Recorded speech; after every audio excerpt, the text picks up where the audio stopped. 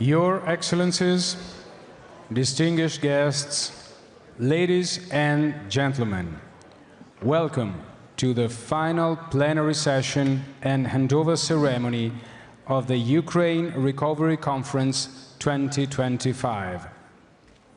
Over the past 2 days, Rome has had the honor of hosting this key international platform, bringing together governments, institutions, business leaders, and civil society in a shared commitment to Ukraine's recovery, reconstruction, and long-term development.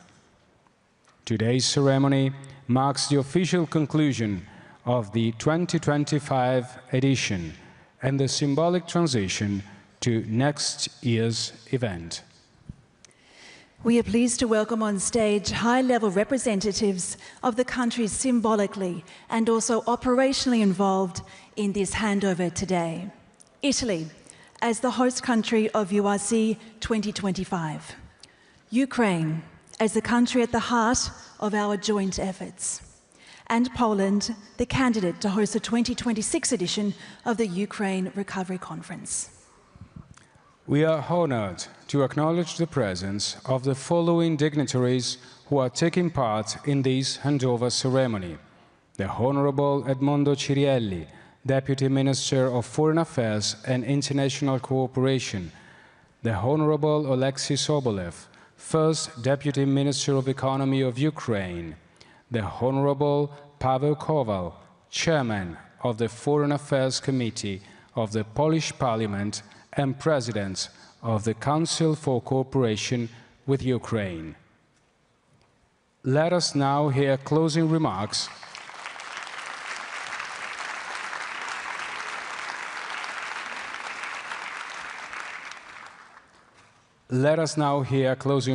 from each of the representatives, beginning with the Honorable Edmondo Cirielli, Deputy Minister of Foreign Affairs and International Cooperation of Italy.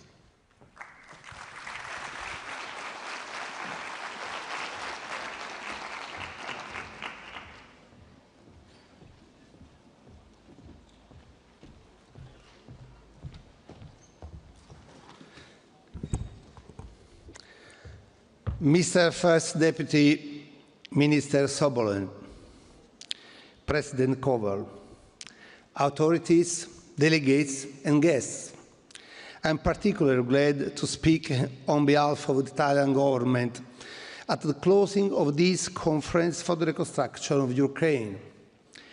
It has been an event that brought together representatives from 17 countries and 45 international organizations, hundreds of civil society and local government representatives, and above all, from the business sector, whose presence numbered in the thousands. More than 200 agreements were signed, 40 signed just by Italy. Such a large and qualified participation underlines the extraordinary interest that Ukraine and its recovery process generate on the political, economic, and social level. Referring to words of President Meloni yesterday, from the very first day of the brutal, illegal, and unjustified Russian armed aggression, Italy has stood by Ukraine and will continue to do so. This is a rewarding result that has confirmed existing collaboration and paved the way for many others that we hope can develop successfully in the months to come. New financial commitments amounting to the 10 billion euros are a tangible sign of the support that the international community wants to reaffirm towards Ukraine. We show that strong and principled political commitment can go hand in hand with the pragmatism. Reconciling politics and policy, it's not easy, but we did it. We are doing it in the face of the adversity. We show that investing in security also means leaving no one behind. That security means also investing in pediatric hospitals, in irrigation, in railways and electricity, in housing school system and satellite technology, in the rehabilitation of war veterans and the restoration of cultural heritage. Among others, Italy has implemented much of the commitment announced last year in Berlin, launching as well new tools that involve our main institution for cooperation, concessional finance, support for exports and investments. In particular, I wish to highlight the bilateral memorandum of understanding on facilitated finance and the launch of the new European flagship fund for the reconstruction of Ukraine, promoted by the European Commission, which we have joined with France, Germany and Poland. All of this hoping that we will soon reach an end of hostilities and start a process of peace, no matter how complex and difficult. Italy's commitment will continue alongside international partners with whom collaboration has been further strengthened in these 2 days. I would also like to say that the URC does not stop in Rome, of course. We have thousands of follow-ups to be done, but more importantly, there is a strong candidacy for hosting the URC next year from a country which is close to my heart and that I also visited recently. Therefore, I have the floor to the Honorable Paweł Kowal, Chairman of the Steering Committee of the Polish Parliament and head of the Polish Committee for the Reconstruction of Ukraine. Thank you all and see you next year, of course.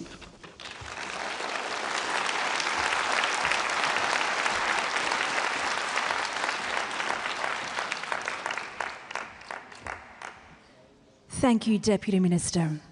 It is now our pleasure to give the floor to His Excellency Oleksiy Sobolev, the first Deputy Prime Minister of the Economy of Ukraine.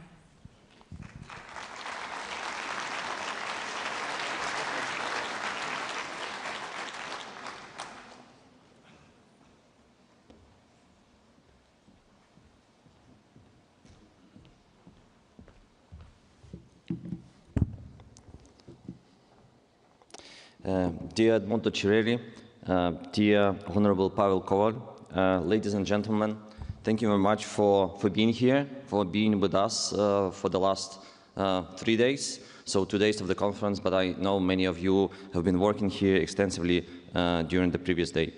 Let me sincerely thank our Italian hosts for organizing this year's conference and all our friends and partners for the active participation. And I'd like to give a huge thanks to the team of Davide Cecilia, who helped to execute the conference despite everything, and there was a lot of everything. And I also would like to thank the teams of the Ministry of Economy of Ukraine, led by Maria Zakharenko, and team of MFA, led by Kira Spiridonova, for their great work in helping us to be here. Thank you. Thank you. URC 2025 has brought together over 6,000 participants from 70 countries across the world and 43 international organizations, plus many more contributing to making the event possible. And we're looking forward for final figures that will reflect the full scale of just joint effort, but we already can say that this is the largest and the most productive URC event held. This is fact. So we already seen more than 200 agreements between state and private entities, and total value exceeds 10 billion euros. But we're still calculating that. Thank you. So among some of the key highlights is the strong continued support from the European Union. And the EU has announced a new 2.3 billion package of agreements under the Ukraine investment framework.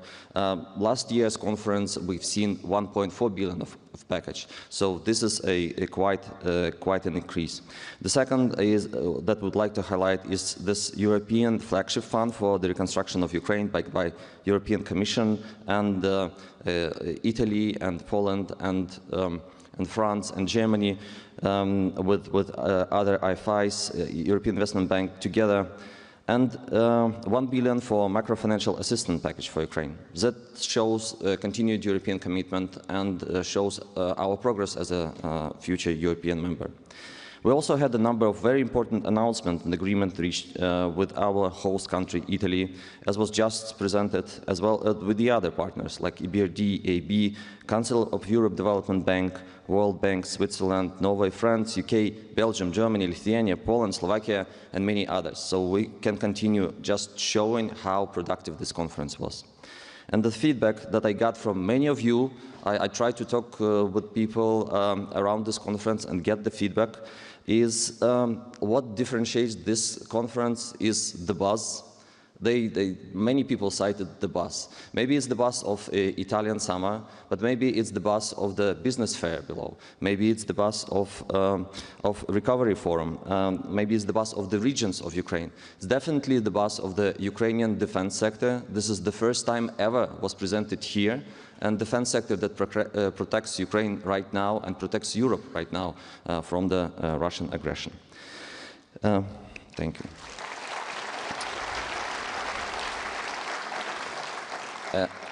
I'd like to also point that many people highlighted the more extensive presence of our US partners here. And I think during this point in time, this is also very present and sends a really great signal. And this is a powerful signal of trust in Ukraine and our shared recovery agenda.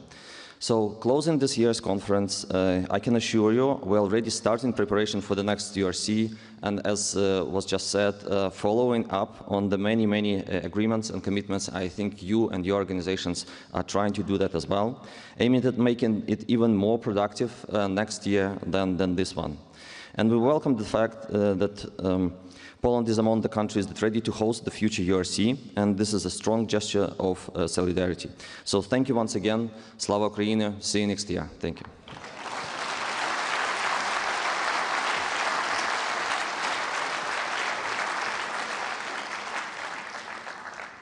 Thank you, Deputy Minister. To conclude this handover, it is now our pleasure to invite the Honourable Paweł Kowal, President of the Council for Cooperation with Ukraine and Chief of the Foreign Affairs Committee of the Polish Parliament.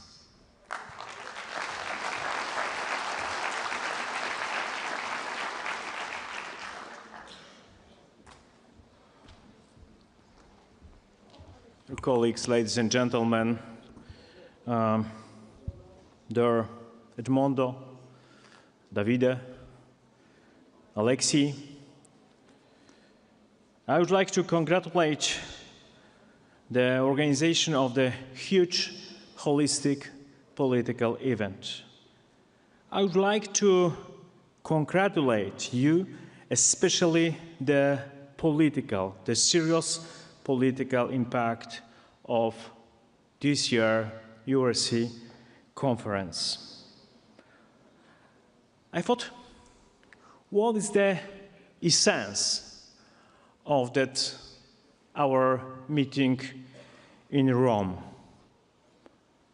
And in my opinion, the essence is that the West, in the birthplace of the West culture in Rome, demonstrated unity.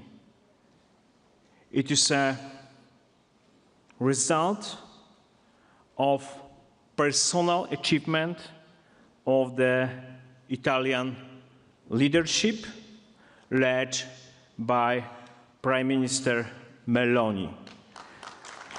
Applause for Prime Minister Melaoni.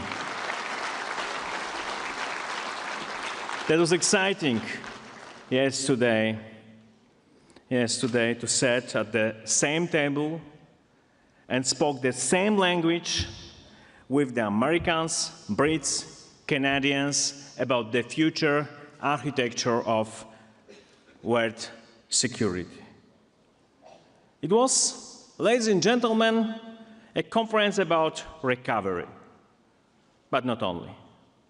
But it was also a conference about the future shape of European security.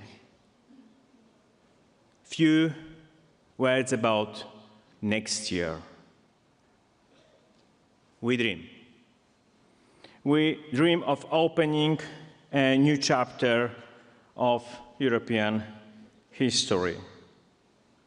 Let's open next year the chapter of recovery in peace.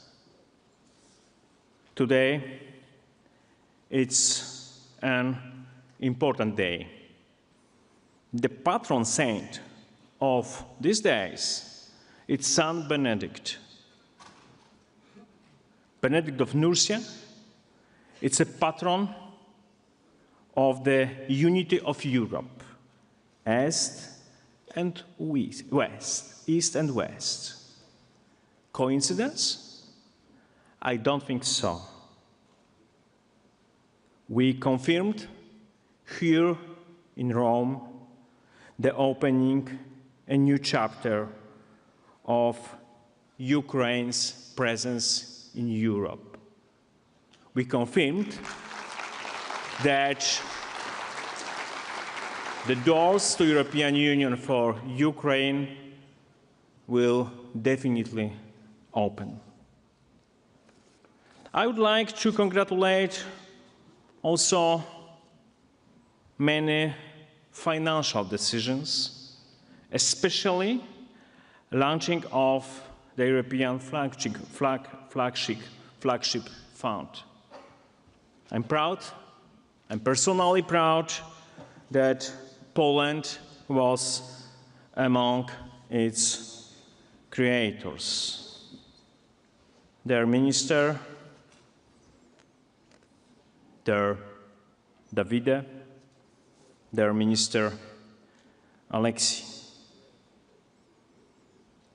Poland was the first to help Ukrainians after all-out Russian invasion 2022. As said, President Zelensky is Polish parliament. I remember kind of humanitarian uprising in Poland to help Ukrainians on the border, to invite Ukrainians to our homes, to be ready to help in any case. Ladies and gentlemen, Poland is ready to support recovery processes in Ukraine and also to organize the next Ukrainian Recovery Conference. You are all invited to my beautiful country, to Poland. Thank you so much.